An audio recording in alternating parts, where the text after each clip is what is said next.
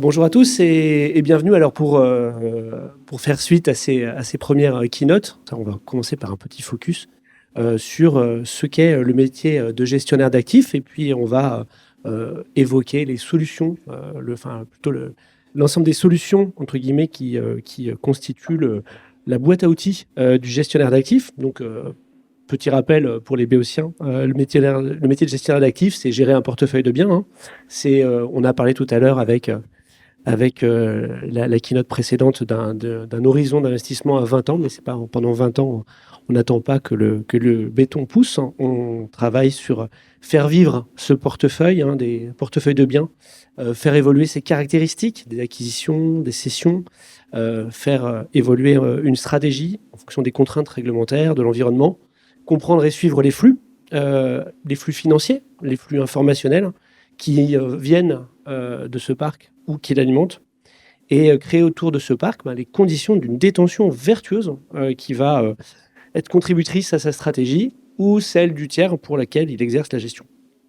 Donc dans ce cadre-là, on voit bien que c'est un métier d'une infinie richesse, d'une infinie diversité, et tout naturellement, en dépit d'un socle commun, parce qu'on est tenu par la réalité des actifs qui constituent le portefeuille, et bien en fait les solutions, les problématiques sont d'une très grande diversité et subissent une transformation permanente. Et tant parce qu'il y a une multiplication, on le disait tout à l'heure, des innovations, des opportunités technologiques, que du fait des évolutions du métier en lui-même, hein, puis ou du cadre dans lequel il se place, le cadre réglementaire, économique, social et maintenant environnemental. Voilà. Donc pour évoquer tout ça, j'ai la chance d'accueillir un panel de haute volée avec Éric Bouvier, Chief Data Officer de la Française, Cyril Berthet, directeur général et fondateur d'Olarchi, André Mayens, directeur général et cofondateur de Manco Paris, et Christophe Carminati, cofondateur de Contract Chain. Et pour commencer, je me tourne en premier lieu vers Éric. Éric, tu es CDO de la Française, hein, un poids lourd de la gestion d'actifs, avec 31 milliards d'euros d'encours immobiliers sur les 50 milliards d'encours de la société de gestion. Et peut-être pour commencer, comment est-ce que tu appréhendes votre métier de gestionnaire d'actifs et quel est l'enjeu finalement autour des solutions? Bonjour à tous. Je voudrais commencer par une image. J'ai de l'écho. Moi, j'ai tendance à dire que l'asset manager est aujourd'hui un peu comme la déesse Kali. La déesse Kali, c'est la déesse de la préservation, de l'évolution, de la destruction. Aujourd'hui, on demande à l'asset manager à la fois de préserver la valeur de son immeuble, avec toutes les contraintes réglementaires, changements d'usage que l'on a en ce moment, de pouvoir le faire évoluer justement dans le temps, donc de faire de la prévision, et éventuellement à la fin de pouvoir le détruire pour reconstruire autre chose. Et comme la déesse Kali, si vous l'imaginez, la déesse Kali, c'est celle qui a 8 bras, 8 mains, avec 8 outils différents. Et l'asset manager, aujourd'hui, on lui demande d'avoir toutes ses compétences, d'être à la fois l'ordonnanceur au niveau des travaux, donc d'avoir, je dirais, la truelle, le marteau pour suivre les travaux, d'avoir toujours la calculette pour savoir quel est son taux de rendement et de savoir comment, sur quelles actions il peut porter son attention pour augmenter la valeur de son immeuble, d'avoir un beau costume, une belle cravate lorsqu'il va recevoir des nouveaux locataires, ou en tout cas des locataires potentiels pour pouvoir leur vendre son implantation, d'avoir un aspect très juridique pour justement borner ses contrats, d'avoir un aspect réglementaire, puisque la réglementation évolue beaucoup. On a cité tout à l'heure taxonomie, décret tertiaire, toutes les réglementations techniques aussi qui sortent et qui se mettent en place. D'avoir un diplôme CNRS pour savoir c'est quoi l'émission de CO2 et comment j'arrive à limiter mon émission de CO2 de mon immeuble. Donc on lui demande d'avoir de multiples compétences, de pouvoir piloter l'ensemble de ces éléments tout en ayant l'esprit libre pour gérer ce qui n'était pas prévisible. Il y a toujours d'imprévisible, sinon ce ne serait pas amusant, on ne ferait pas ce métier. Et du coup, l'asset manager, si on ne lui donne pas des outils pour gérer, pour piloter l'ensemble des rôles qu'il a, il ne peut pas avoir cet esprit libre pour justement prévoir et avoir du temps pour l'imprévisible. Et les outils, aujourd'hui, on a la chance, l'énorme chance, je trouve, depuis quelques années, d'en avoir énormément. Les PropTech ont fait évoluer le secteur avec à la fois des PropTech qui amènent des outils et ça c'est très intéressant, mais aussi du service. C'est-à-dire, souvent, les gens qui créent les PropTech, ils ont des convictions, ils ont de l'expérience, ils ont du métier, donc ils n'apportent pas simplement un outil, ils ne sont pas simplement ce qu'on appelait dans le temps éditeurs de logiciels, ils sont éditeurs de solutions avec le conseil qui va autour. Donc on peut travailler avec eux. Après, on a une autre problématique c'est que quand je travaille avec beaucoup de PropTech, beaucoup de sociétés, c'est qu'à un moment donné, moi je veux avoir un outil et un cockpit, comme on appelle chez nous, pour que l'asset manager, il n'ait pas à aller sur 15 sites différents pour avoir l'information sur son immeuble. Donc du coup, il faut aussi travailler sur cette partie cockpit qui est très intéressant et qui est primordial pour lui, pour avoir des alertes, pour savoir à un moment donné, est-ce qu'il y a un feu rouge quelque part, il faut que je m'y intéresse, ou est-ce que les feux sont verts et je peux me consacrer à autre chose. Le secteur actuellement des PropTech est vraiment très très intéressant parce qu'il nous amorce plein de solutions. Il faut leur faire confiance. Alors, il y a des PropTech qui naissent, qui meurent 2 ans après parce qu'ils n'ont pas rencontré le marché, ou ils sont trop en avance, ou ils ont essayé des choses et ça n'a pas marché. Donc, il faut y aller avec prudence, il faut y aller avec organisation. Mais c'est quand même aujourd'hui vraiment une période qui est très très intéressante, qui permet de prendre plein d'initiatives. Et les asset managers sont vraiment au cœur de ce débat parce que c'est eux qui ont la vision de l'unité de son immeuble, de son patrimoine, et qui peuvent le faire évoluer. Alors, c'est sympa de nous donner, de nous ouvrir vers les cieux, hein. C'est vrai qu'avec l'immobilier, on a souvent les pieds dans les bottes, dans la boue des chantiers, et ancrés sur la terre. Puis grâce à toi, on est en train de partir sur l'aérien, sur le cockpit, sur les avions. Merci beaucoup. Cette vision poste de pilotage, ça nous ramène voilà, au rôle du pilote, hein, d'une certaine façon, qui a la responsabilité, non pas de l'avion, mais d'un portefeuille, hein, donc unitairement de chacun des actifs, donc qui est principalement dans une posture décisionnelle et qui doit monitorer un certain nombre d'informations pour pouvoir prendre les bonnes décisions. On va revenir sur cette question avec André, mais avant d'en reparler, est-ce que tu peux juste nous rappeler en quelques mots quelle est l'activité de Manco Paris ?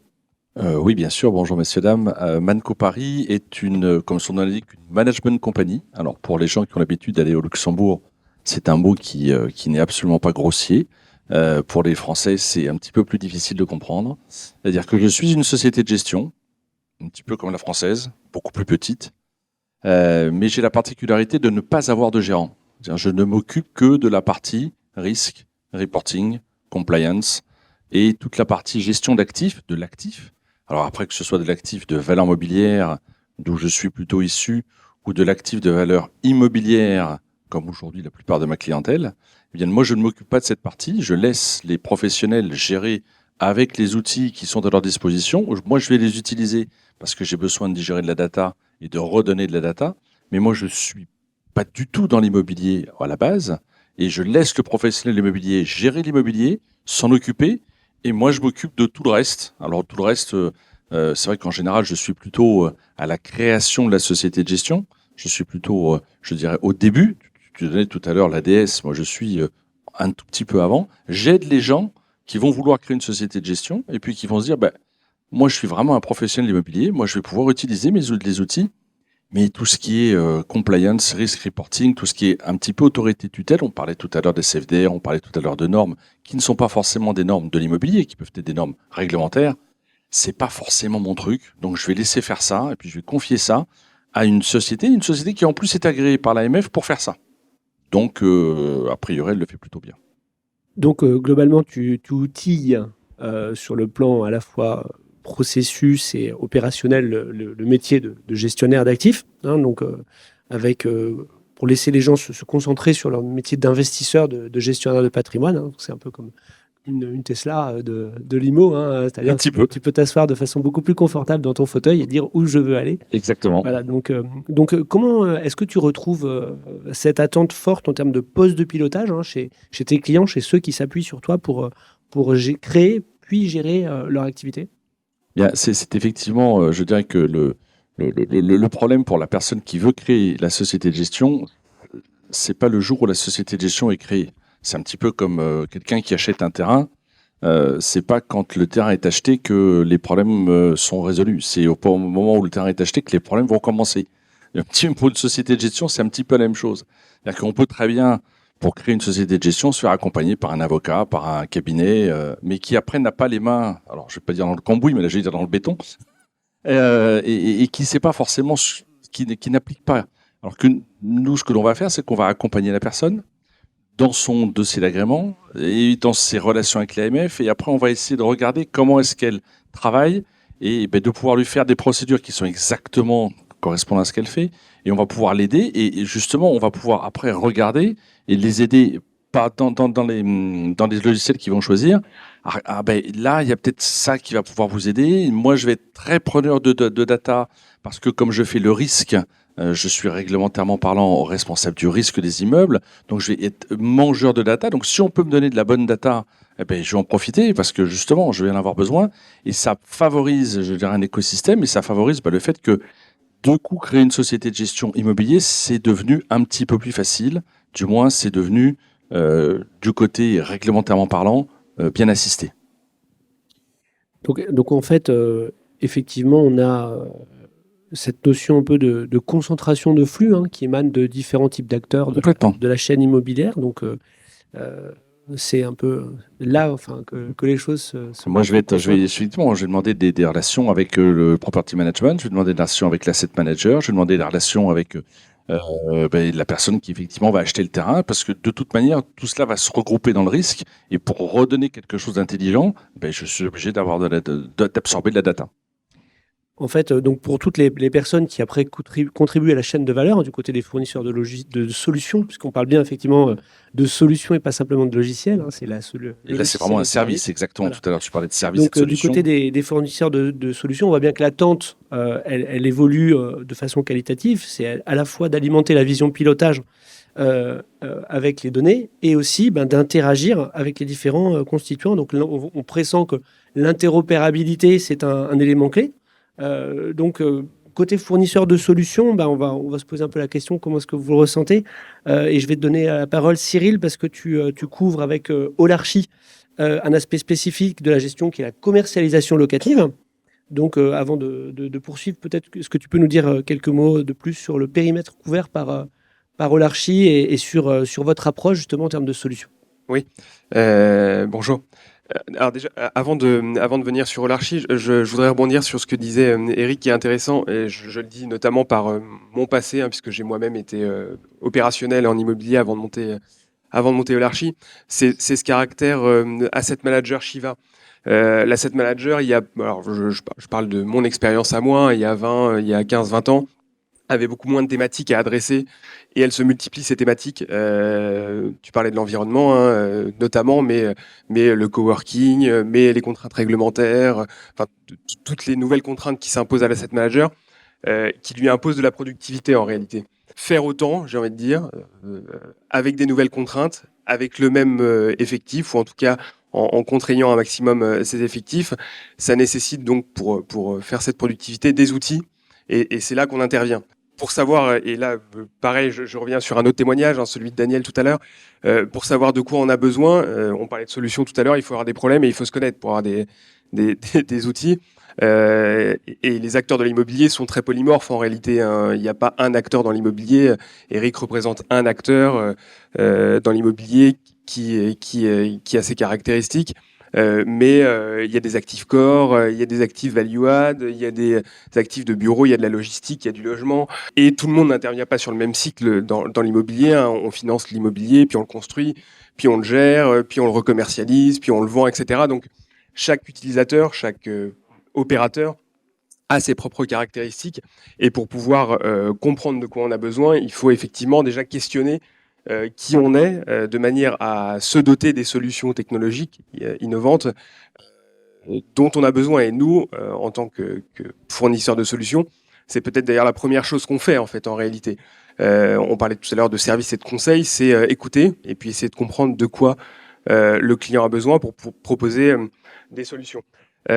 Pour ce qui nous concerne, nous, donc, comme on le disait tout à l'heure, on est fournisseur d'une plateforme de gestion de commercialisation locative pour le tertiaire. Donc, on aide les asset managers dans la gestion de leur location grâce à un outil qui permet de faire ce qu'on fait aujourd'hui de manière éparse et très essentiellement avec du papier. Il faut être assez honnête. On part d'assez loin dans l'immobilier, mais pour une raison simple, c'est que l'immobilier, c'est du dur, c'est de la pierre. On parlait tout à l'heure de pierre-papier, ça vient quand même de la pierre, et c'est probablement ce qui explique que l'immobilier a un peu de retard sur les technologies, c'est parce qu'il vient de quelque chose de finalement très tangible, pas comme la finance par exemple, qui est beaucoup plus intangible que l'immobilier, donc les traditions sont peut-être plus dures à bousculer. Donc on propose un outil qui permet à l'asset de consolider l'ensemble des données qui ont attrait à sa commercialisation, la prospection, ses mandats, les données de marché. Quand je suis asset manager et que j'ai un immeuble à commercialiser, j'ai besoin de comprendre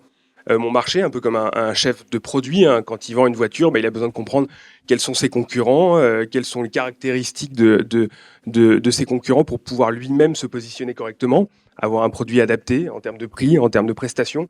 Et donc, on vient proposer cet outil qui permet d'avoir une vision 360 et qui permet de donner ou de redonner le pouvoir à l'asset manager dans la gestion et de prendre des décisions avisées pour commercialiser plus vite. Donc, c'est un peu ce qu'on fait, nous, pour accompagner ses clients.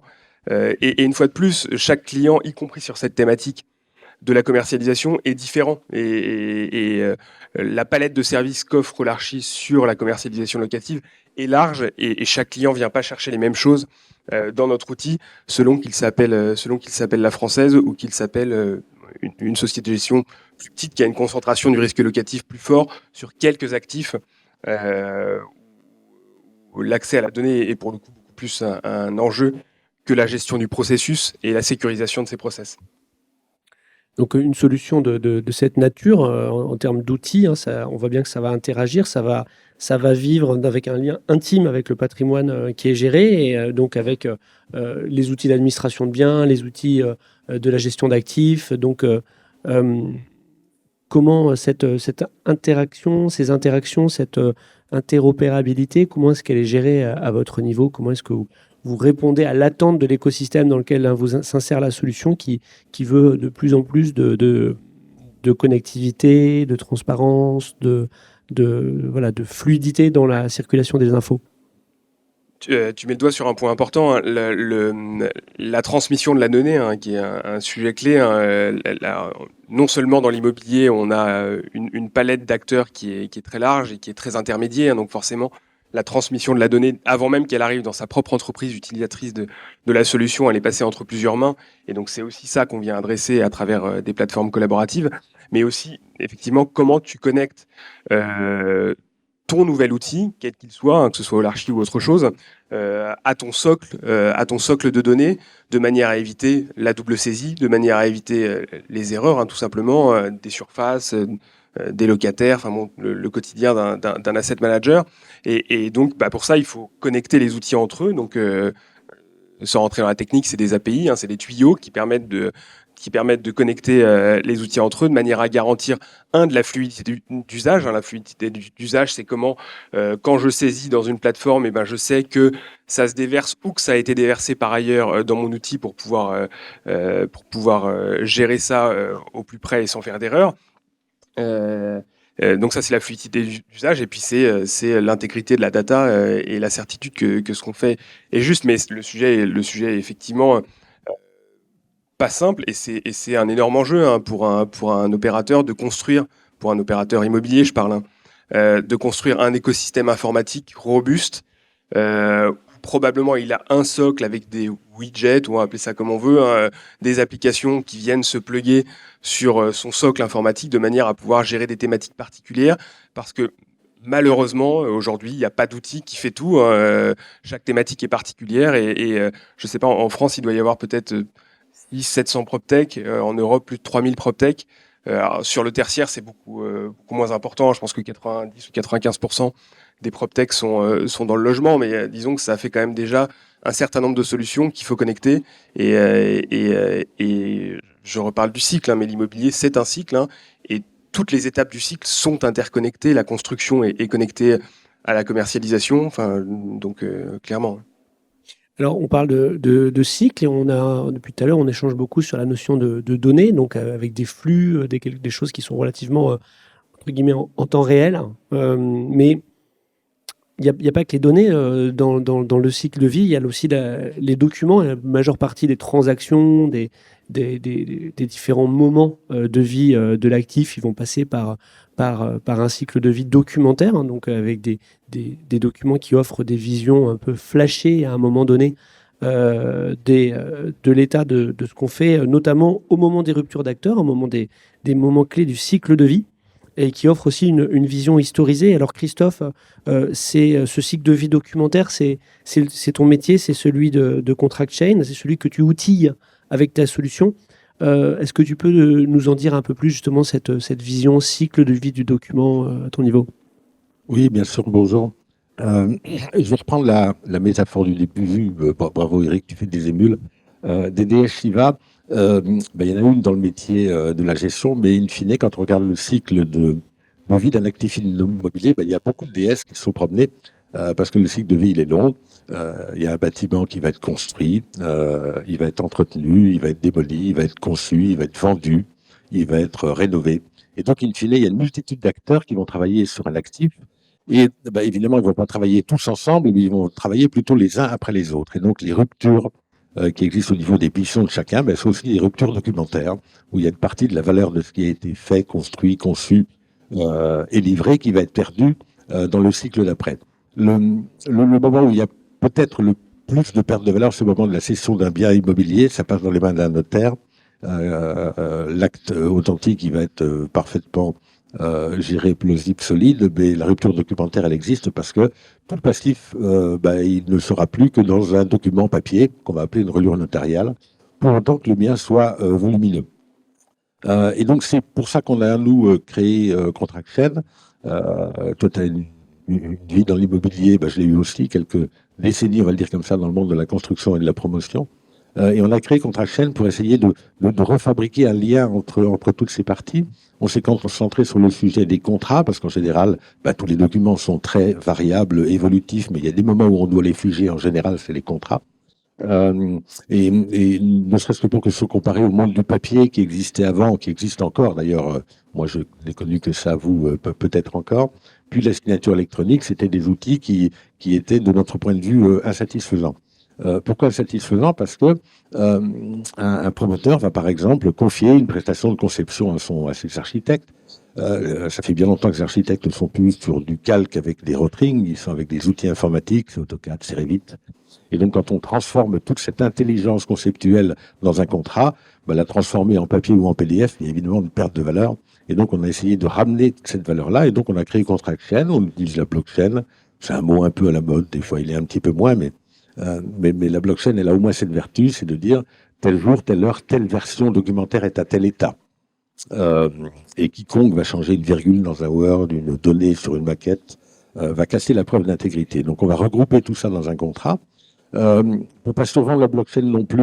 La blockchain, elle dit tel jour, telle heure, tel fichier, tel état, mais elle ne dit pas ce document est un original. Elle ne le sait pas, ce n'est qu'une machine. Donc pour reprendre une image, je fabrique un faux, je le mets dans la blockchain, mon faux il sera certifié, mais il sera faux.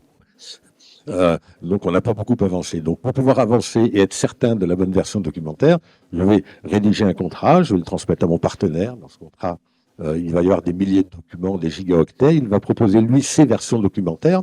Et si c'est exactement les mêmes à la virgule près, je vais, moi, Contract Chain, pouvoir considérer que c'est bien l'original, puisque mes co-contractants sont d'accord.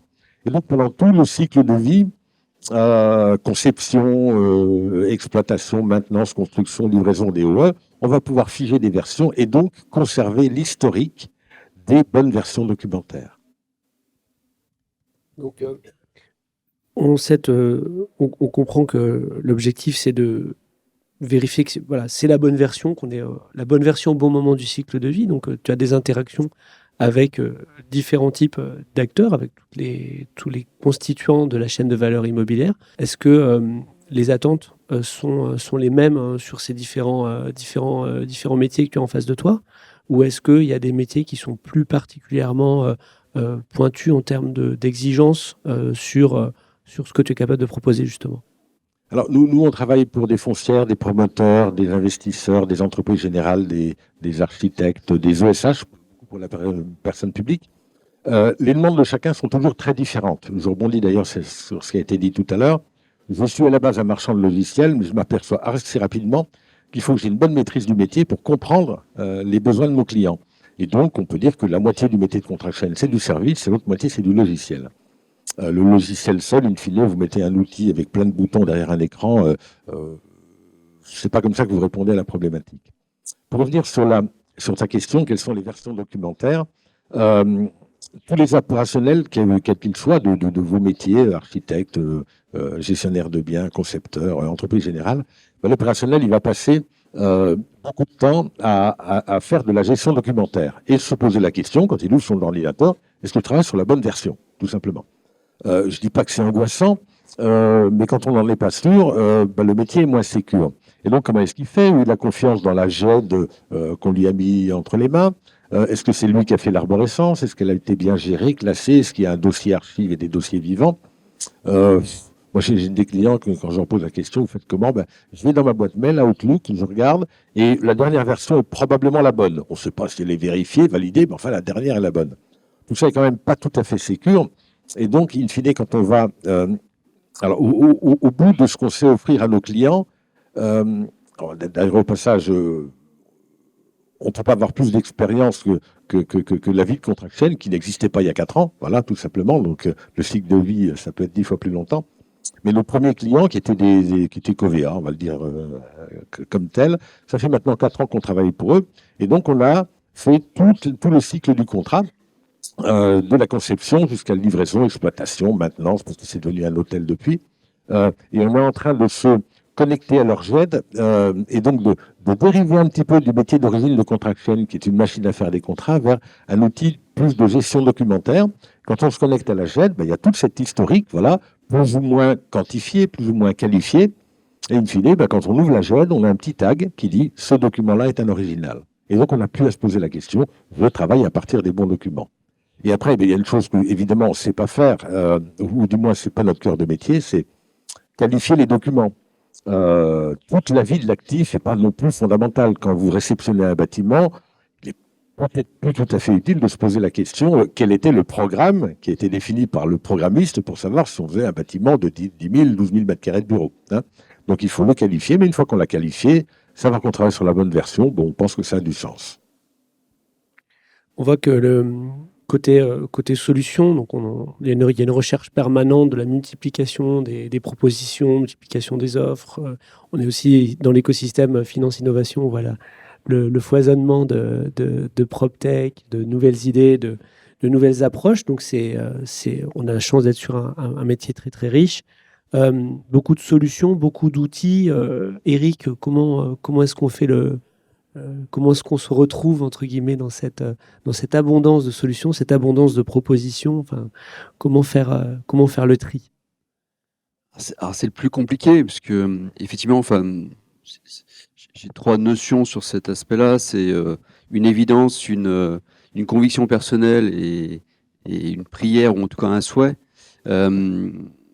L'évidence, c'est qu'on ne peut pas tout faire. On a effectivement beaucoup de PropTech, beaucoup de solutions, mais on ne peut pas tout acheter, tout mettre en place en même temps, mobiliser toutes les équipes internes pour tout changer. Donc, on est obligé de faire des priorités. Et pour faire des priorités, effectivement, comme tu le disais, il faut déjà bien se connaître. Il faut déjà savoir quels sont nos points faibles ou quels sont les points sur lesquels on veut insister parce que ce sera un point différenciant par rapport à la concurrence. Donc, il faut faire ses choix. Et ça, c'est le management qui doit décider savoir où est-ce qu'il met ses forces, à la fois ses forces financières et aussi ses forces humaines, pour savoir quel est son choix. Et ça, il faut déjà bien se connaître, savoir quels sont ses points. Alors après, parfois, on n'a pas le choix. Hein. Il y a la réglementaire qui arrive et là, voilà, on est obligé de subir. Parfois, on se dit, mon point faible aujourd'hui, ça va être, ou en tout cas, mon point d'attention aujourd'hui, ça va être la relocation, parce que je vais avoir plus en plus de vacants. Et là, du coup, j'ai besoin d'avoir un outil qui me permet de suivre toute la partie relocation de mes locaux au cours d'eau, je dirais, donc en liaison avec mes brokers.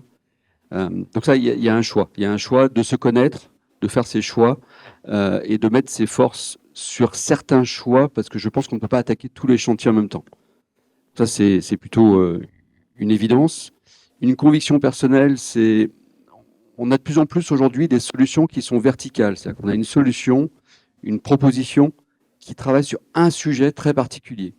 Et puis à côté, j'ai un autre sujet avec quelqu'un une structure qui est super compétente sur un autre sujet. À un moment donné, cette verticalité, l'asset manager, en termes de société, ou le fund manager, en termes de société et en termes humains, il a besoin de lui d'avoir une version qui est non pas verticale, mais horizontale. Il ne peut pas aller sur tous les outils pour tous les matins les consulter s'il y a quelque chose qui a changé. Il faut lui amener ce qu'on disait tout à l'heure, le cockpit. Et là, ma conviction, c'est que autant sur les outils, on peut être très imaginatif, et il faut, et c'est l'intérêt des PropTech, autant sur tout ce qui est flux, il faut se baser sur des normes qui existent. Donc, il existe des normes. Alors, en France, il existe notamment tous les travaux qui sont menés par l'association Fidji depuis maintenant 10 ans. C'est vrai que nous, au sein de la française, lorsqu'on échange avec des experts ou avec les PM, on n'a pas imaginé d'avoir un format d'échange qui nous soit spécifique. On est parti sur quelque chose qui est standardisé et on évolue avec le standard. Donc ça, c'est plutôt une conviction personnelle de savoir qu'il faut toujours mettre en place ces flux pour que, au niveau de l'asset manager et du fund manager, parce qu'il y a aussi les mêmes besoins, on ait une vision qui soit une vision horizontale des données et non pas verticale. Et la prière ou le souhait, mais tout le monde le sait, mais j'aime bien le rappeler, c'est que devant ces outils, devant ces applications, vous avez des hommes et des femmes. Si vous ne faites pas évoluer les hommes et les femmes au même rythme que les outils, ça ne sert à rien. Moi, j'ai un exemple qui m'est resté en tête depuis très longtemps, où on avait investi, je crois que c'était plus d'1 million d'euros sur un système de GTB dans un immeuble. Et moi, je suis un DPO un peu atypique, j'adore me promener sur les immeubles, donc j'étais allé voir sur l'immeuble et j'avais demandé aux techniciens sur place, mais combien on consomme d'eau sur cet immeuble. Il m'avait sorti son petit cahier dans lequel il notait tous les jours les consommations au niveau des compteurs. Et je lui dis, mais on a mis en place un outil. Mais il me disait, mais moi je suis perdu devant l'outil, je ne sais pas l'utiliser, je ne sais pas où aller chercher l'information. Parfois, alors, je ne sais pas si vous l'avez aussi constaté, mais parfois, on a des outils et on s'aperçoit qu'ils sont mal utilisés.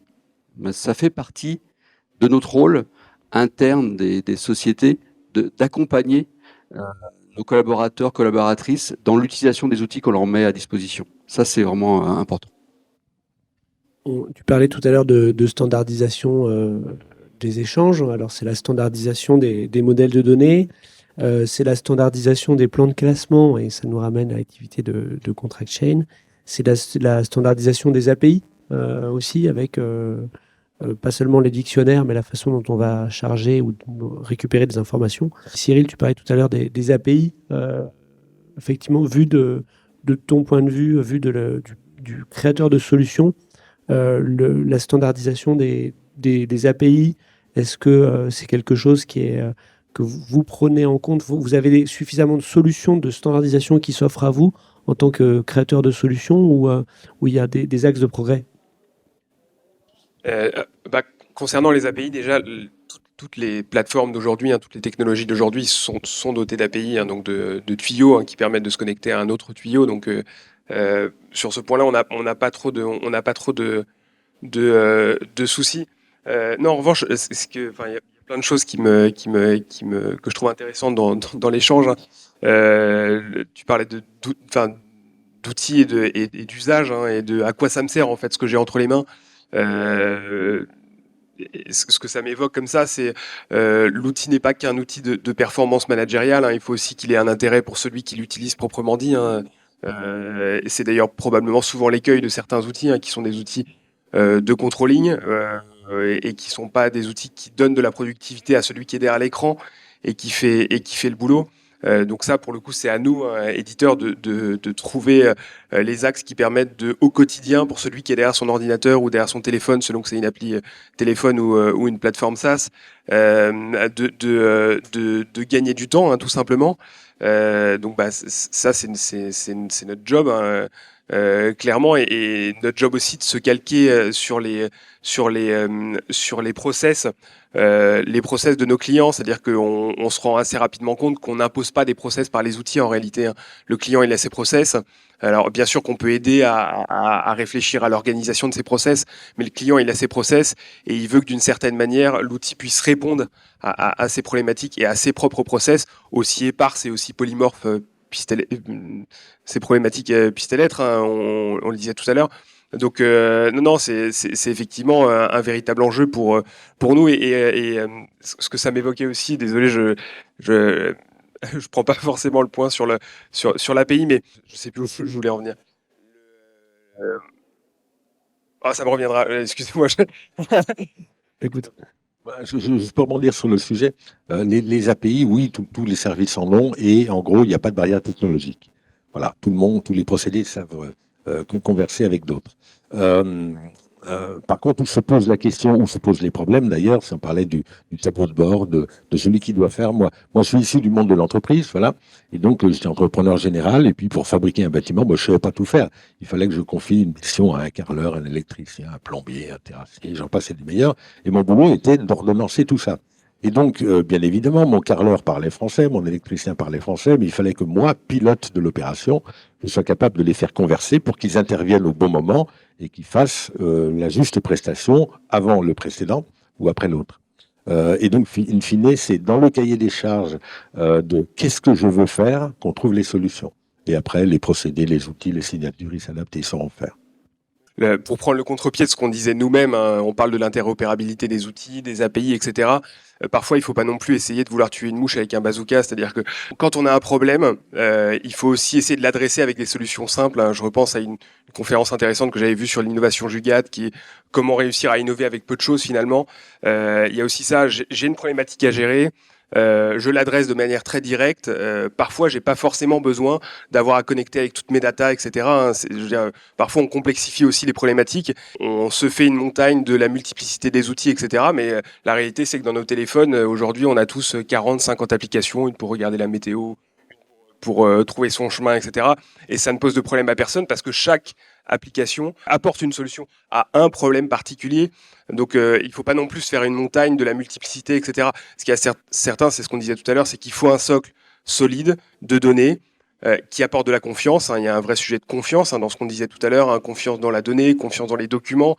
On est un marché dans lequel il y a un millefeuille d'intervenants, et plus il y a d'intervenants, plus il y a un sujet d'asymétrie d'information, de confiance, et les outils aident à justement recréer de la confiance, ou en tout cas rassurer sur le fait que je prends des décisions en m'appuyant sur la bonne information.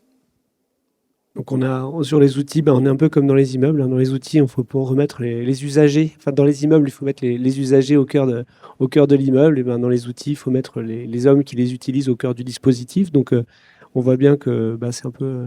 Les banquiers disent que la banque, c'est simplement de la tech et des hommes, hein. Dans l'immobilier, c'est de la tech, des hommes, et puis un sous-jacent en pierre on va s'efforcer de faire vivre de la façon la plus vertueuse possible.